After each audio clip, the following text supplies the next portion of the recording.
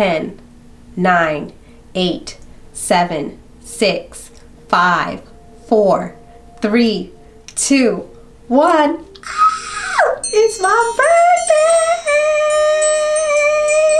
I can't really scream though because it is 12 a.m. in the morning and I don't want to wake up my neighbors. Hi guys, welcome to Forensic Friday, where I tell you one true crime case that was solved using forensic science, all while doing my makeup. And don't worry, I will have a nail video coming for you guys soon. I'm working on it. Okay, giving you time. I also cover unsolved and missing persons cases here, so if that's something you're into, then you are more than welcome to stick around and hit the subscribe button. Today's video will be featuring the Norse palette from Odin's Eye Cosmetics. I've already done one look with this baby before. All the other products I'm using in this video will be linked in the description below.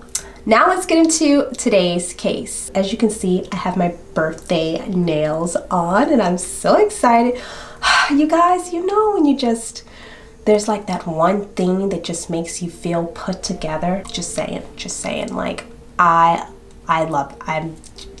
obsessed. Okay.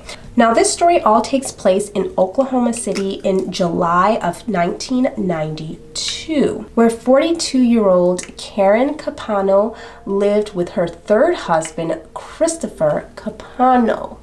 Now Caren, she was a bill collector for a credit card adjustment company, and Christopher, he worked odds and end jobs. He really didn't have like a stable job that he worked. He would do construction work here and there, but basically Caren was the breadwinner of the two of them.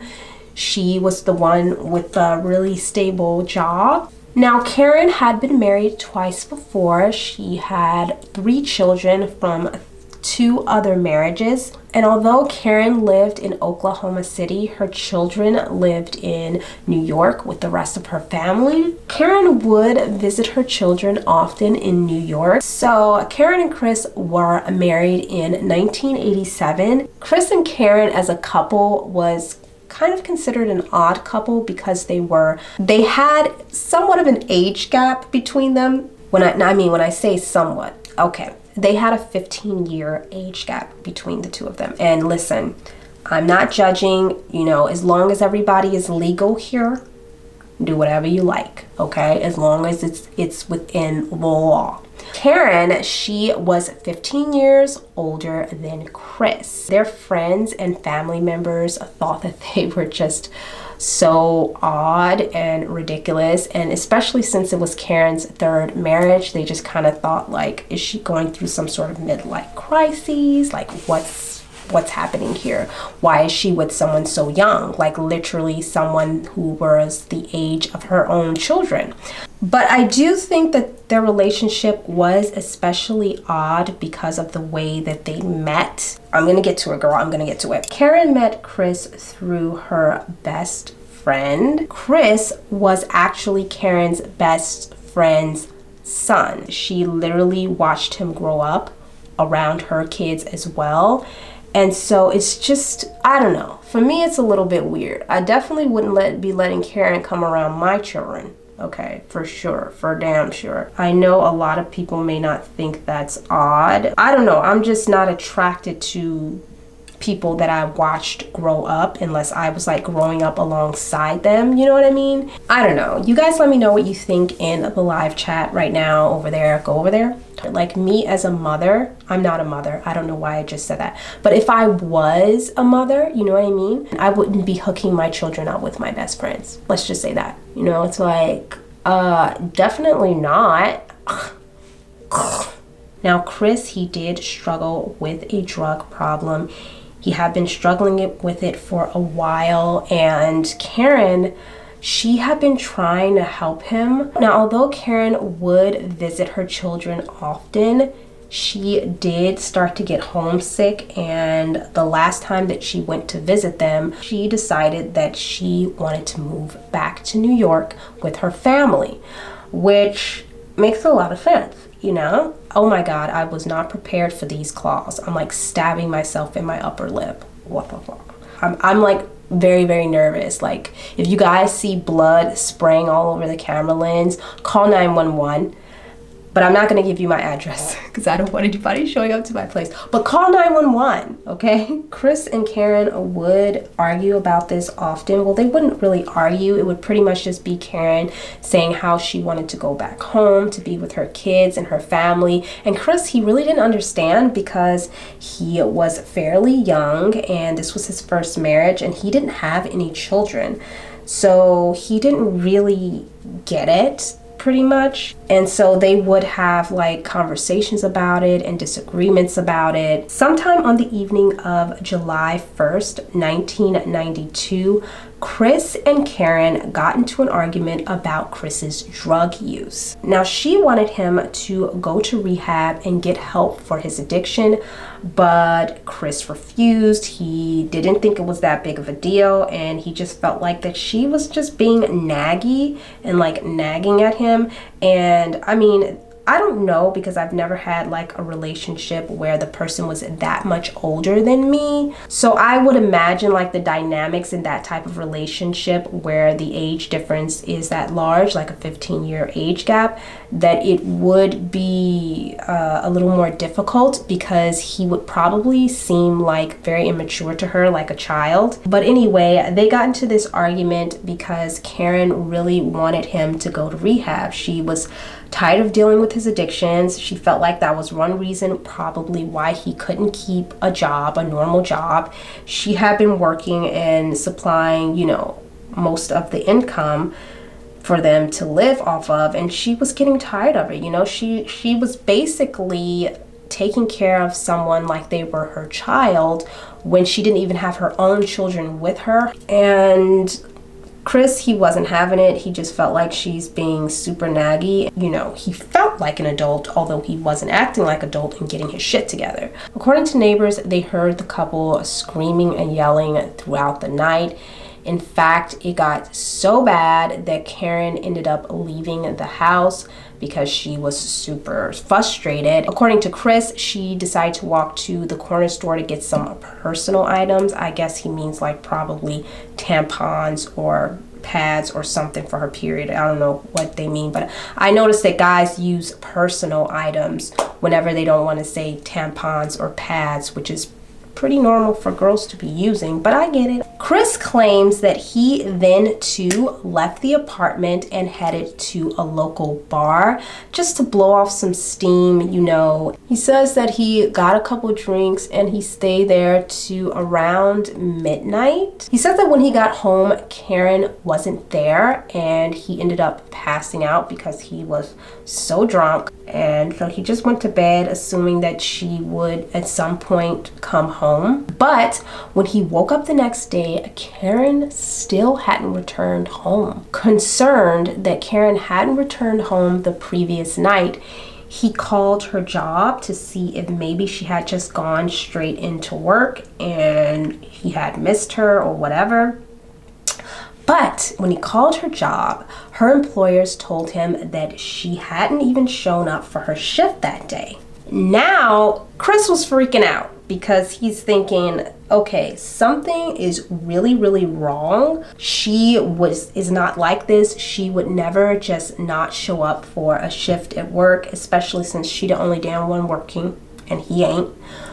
I mean, I can't say that because he worked a few days, but she was the main breadwinner, so he wanted to make sure she was going to show up to work. This was not like Caren, and Chris knew something was wrong, so he called the police and reported her missing. Now, when investigators arrived, they did search the home and they took statements from Chris, and he told them, you know, the same story. While searching the home, investigators didn't find anything unusual or out of place initially. So at first they were thinking maybe she just got tired of Chris, her husband, and decided to just run off somewhere. But all of her belongings were still in the home. Her makeup, her personal items, her clothing, they were still in like the bathroom, in the bedroom. All of her personal items were there. There was no sign that she had decided to pack up and just leave her husband. Also, she did pay most of the bills, so I would assume that if anybody was going to leave because she was upset, it's going to be Chris. It ain't going to be her.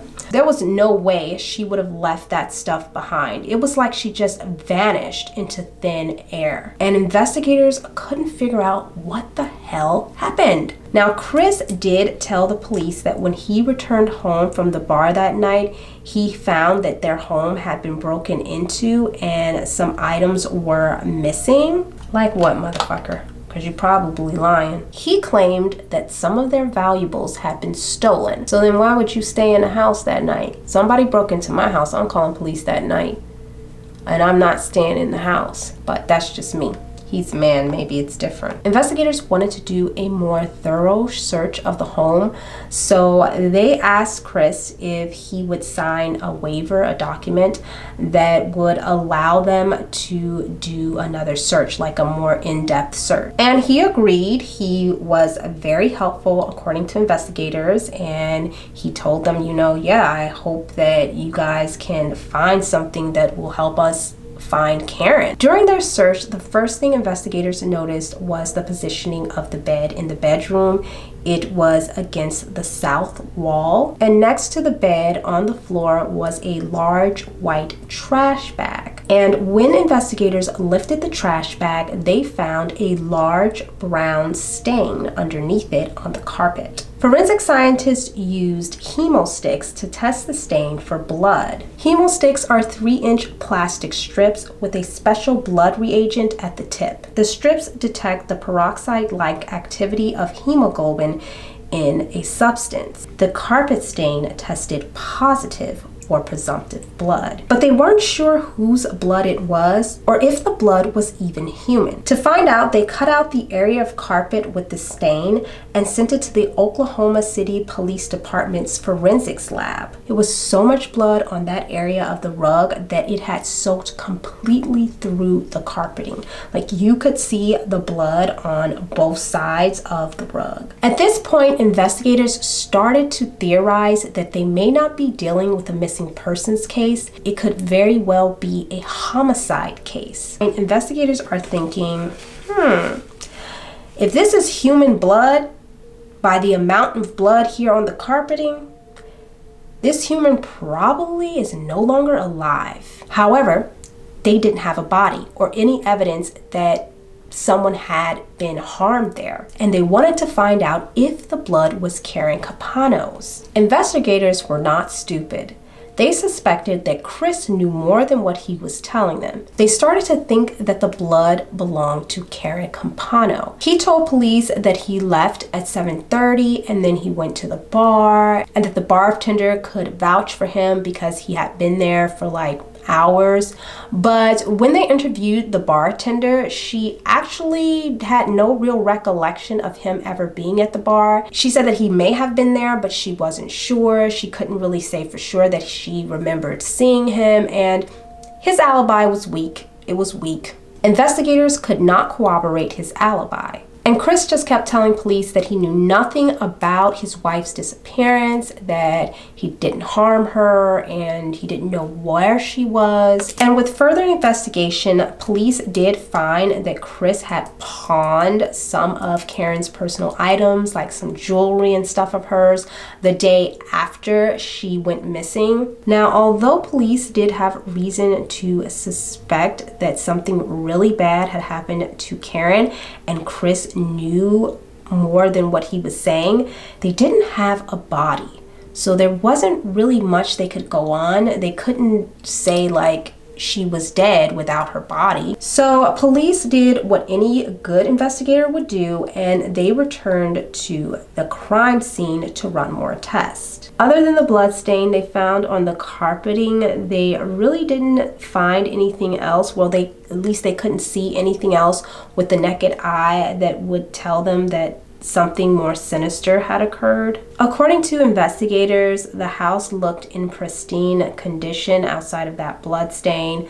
They said that everything was clean, the house looked nice, it looked put together, until forensic scientists brought in luminol. Now, luminol is a fluorescent-like substance or chemical that when you spray on things that may contain blood, it will fluoresce in the dark. So police took photographs of the room, the way that it looked like to the naked eye, and then they went in and they sprayed the luminol and they took photos in the dark. The pictures they took from the naked eye, everything looks fine. But then the photos that they took with the luminol told a different story. There was blood everywhere. There was blood on the doors. There was blood on the walls that looked like somebody wiped blood around. There was blood droplets on the ceiling. There was blood all dragged through the home. One investigator said that in certain areas of the home where the luminol was sprayed, there was so much blood, it glowed so brightly that you could literally see the person standing next to it. That's crazy. That's insane. Go pick him up. Pick his ass up, arrest him, it's time to go. They also described it as a bloodbath, something from a horror film. I mean, it was pretty bad. It was blood on the doors. There was blood trail coming out of the front door and down the steps, down the walkway. I mean, the home looked like a massacre occurred in there. Without the luminol, they wouldn't have been able to see any of that. Now, police paid close attention to the blood spatter because the placements of the droplets of blood, the size of it, gave them more of a story about what happened that night. Now, the blood spatter pattern told forensic scientists that someone had been beaten pretty badly in the bedroom over the bed with some sort of blunt object. They referred to the blood spatter pattern as cast-off pattern or cast-off trails. Is basically where if the person is hitting or even if like stabbing someone, as they're moving, the spatter will kind of fling off of whatever object they have and make a pattern onto the ceiling, and this gave them an idea of what actually happened that night. According to forensic scientists, there were two very distinct trails left on the ceiling, which told them that the victim had been hit at least 2 times. They also found a huge swipe of blood that was on the kitchen door leading into like the back room, into like their utility room, which they measured would have been about the height of someone carrying, you know, possibly the body of somebody else and trying to fit them into that utility room, and them swiping their head or their hair maybe onto the door like a mop kind of. That's, I don't even want to think about that. I still got to go to sleep tonight. Oh my God.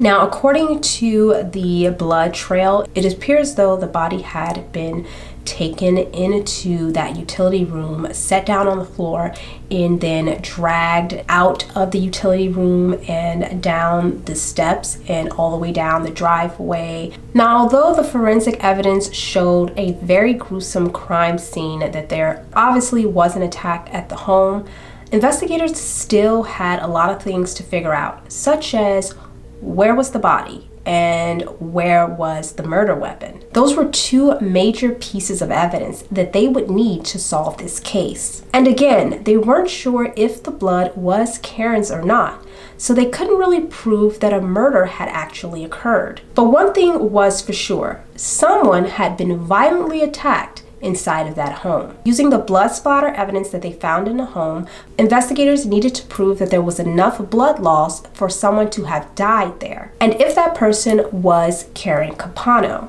Now it's time to go into the palette, but anyway, back to the story. So the test that they decided to run was a really intricate test. Investigators wanted things to be super accurate, so they cut out a piece of that carpeting, the same carpeting, and they used a paint bucket to simulate a human head, And then they took human blood and poured it around that paint bucket. They kept pouring the blood until they got a stain around the weight that measured 887 square feet. I'm sorry, it wasn't square feet, it was square inches. Ugh. What am I thinking about? It looked almost identical to the original blood stain pattern that was created on the carpet. Based on the stain, they found that the blood loss would be more than 40% of Caren Campono's body size. No one would have been able to survive that amount of blood loss. This was the proof investigators needed that someone did in fact die in that home.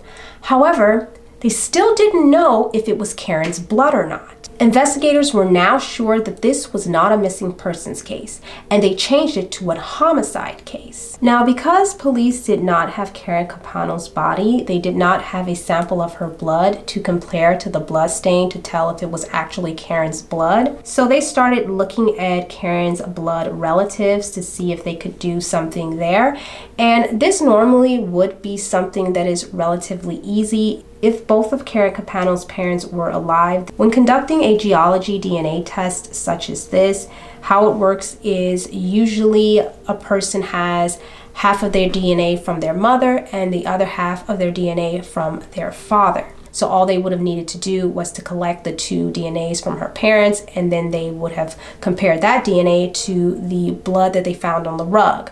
However, Caren's father was no longer alive, so that would prove to be a very difficult, actually impossible task. So the Oklahoma City Police Department asked the FBI if they could come in and help them out. Maybe they had some advanced technology that the police department did not, that could help them solve this case. So the FBI decided to collect blood from all the family members in Caren's family. They collected blood from her mother, from her two sisters, from all three of her children, and even from one of her ex-husbands. So the FBI came in and they conducted something called an RFLP analysis. That's where they analyzed DNA from 4 different chromosomes. So what they did was they drew up a graph and they compared Caren Campono's blood to her mother's blood and 2 of her sisters. And through the graph, they could tell that half of the DNA from Caren's blood and her sister's blood matched her mother's blood. The next thing that they did was compare the blood sample of Caren Campono's ex-husband to the blood sample of Caren Campono's son, the one that she had with this particular ex-husband. And the graph showed that half of the DNA from Caren's son matched half of the DNA from her ex-husband. And the other half of the DNA matched Caren's blood. Because half of her son's DNA matched Caren's DNA, which also matched the DNA of Caren's mother, they were able to tell that the blood was in fact Caren's blood. Finally, investigators now had some DNA to compare to the DNA they found on the rug. This was huge for them. So they took the DNA from Caren's family members and they compared it to the blood stain that they found in the home. And what do you know? It was a match. This was the proof that they needed that the blood inside of the home was in fact Caren Campono's. Surprise, surprise. All of the evidence pointed to Chris Capano murdering his wife Caren and then trying to cover it up. Just 8 months after Caren's death, Chris Capano was arrested. Just as the preliminary hearing was about to take place, investigators got another break in the case. I swear I am not even trying to lay bars tonight. They found Caren's body in some deserted area out in the wilderness, and her body was wrapped in like a sheet and it was just laying out in the open. But now that area that her body was found in is usually covered by, like, you know, how do you say it? Vegetation? I think that's how you say it. That area is usually covered by like trees and bushes and things like that. So normally no one would have been able to see Caren's body hidden there. At that time of year, all of the bushes and vegetation had been removed, like they weren't there. So it was very easy to see her body just sitting out in the open. It was actually a couple of young kids that discovered the body. They had been dirt biking off the main highway, and that is when they saw Caren's body there. They also found an additional piece of evidence with Caren's body that would eventually help them identify the body as Caren Campono's. They found a check that was kind of beaten up from the Shell oil company. They couldn't see who the check was made out to, but they could see the amount, and it just so happened that they could see that the check had been mailed to someone in New York. And as we know, Caren was from New York and her family lived in New York. And also, Caren's family owned a part of the Shell oil company. So this made a lot of sense, right? Now, although investigators could not tell who the check was made out to, they were able to see that the check was made out for $83.34. Next, investigators brought in a forensic odontologist to help identify Caren's body. Now, this forensic odontologist, he was from the University of Oklahoma. Using her dental records, they would identify her body. They compared Caren Campono's dental history to the complete set of teeth that they found at the crime scene, and what do you know? They matched. The forensic evidence confirmed the prosecution's theory about the way that Caren died. Based off of the physical forensic evidence of her bones that they found, they could tell that she had in fact been hit with a blunt force object, and yeah, it was like identical to the way that they originally thought she had died, which is crazy. After all this, after investigators finally got all the evidence that they needed to prove that Chris had murdered Caren without a doubt, Chris confessed. He told the court that he had accidentally, it wasn't intentional, that they had gotten into a fight, and that he regret the whole thing. You know what's so sad about that is that it doesn't bring her back. Forensic evidence showed that Caren's skull had been fractured, her nose had been fractured, like somebody was repeatedly beating her head, and that's how she eventually died, which sucks. Can you guys just imagine the person who you're taking care of, basically, okay, who's living in your home, who you're taking care of, who you love, who you are trying to convince to go to rehab to get help for their addiction? Can you imagine that person then murdering you for trying to care for them, for caring too much for them? That is so effed up, honestly. So that's why, you know what, you gotta let people handle their problems and their issues on their own. You know, sometimes you literally can't help. You can't. They gotta do it by themselves. It's just a sad story, you know, super sad. This sort of situation has happened to me a few times where I've tried to help friends out that had addictions or other issues, and I ended up just becoming collateral damage because I was trying to help, but really they needed to figure it out for themselves. In 1994, just a year and a half later, Chris Capano was convicted of manslaughter and sentenced to 1,000 years in prison. 1,000 years. Wow. This is the first time I've ever heard of somebody being convicted 1,000 years in prison. Can we get this conviction for like every single like criminal? Well, not every single one, just the ones that are like murdering people, you know, or raping people.